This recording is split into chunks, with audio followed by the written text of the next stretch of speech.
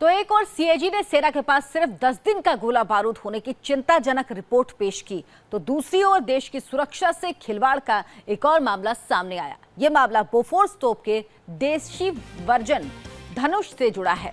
CBI ने धनुष तोप में made in China part supply करने के मामले में एफआईआर दर्ज की। सीबीआई के मुताबिक दिल्ली की एक कंपनी ने मेड इन जर्मनी सामानों के नाम पर made in China bearing supply कर दी। इस मामले में सिंध सेल्स सिंडिकेट कंपनी के अलावा कंपनी के अफसरों पर भी केस दर्ज किया गया है।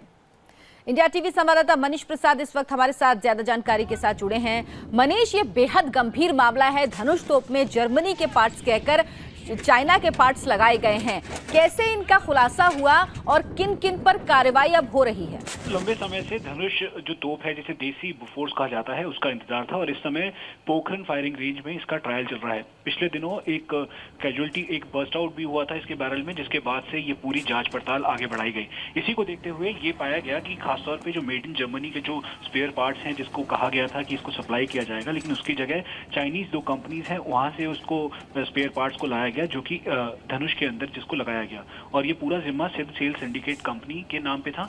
और इसीलिए अब इनिशियल इन्वेस्टिगेशन के मुताबिक अब रक्षा मंत्रालय से इसकी पूरी जानकारी ली गई। ऑर्डिनेंस फैक्ट्री बोर्ड, जो कि धनुष तोपों को तैयार कर रहा था और इस समय ट्रायल कर रहा है, तो इन सब जानकारी जुटाने के बाद इस कंपनी के अधिकारियों के खिलाफ एफआईआर दर्ज की गई है। सीबीआई रिपोर्ट अब इन्वेस्टिगेट करेगी कि आखिरकार ये गुफअप कहाँ हुआ, बिल्कुल कौन कौन से लोग थे, क्या इसमें किकबैक। बिल्कुल, ये भी देखना होगा कि स्टेप बाय स्टेप इसमें कहाँ गुफअप हुआ है, किन किन लोगों से गलती हुई है या कौन कौन लोग इसमें शामिल हैं, उनके खिलाफ कड़ी से कड़ी कार्रवाई किए जाने की जरूरत है। बहुत बहुत धन्यवाद मनीष आपका।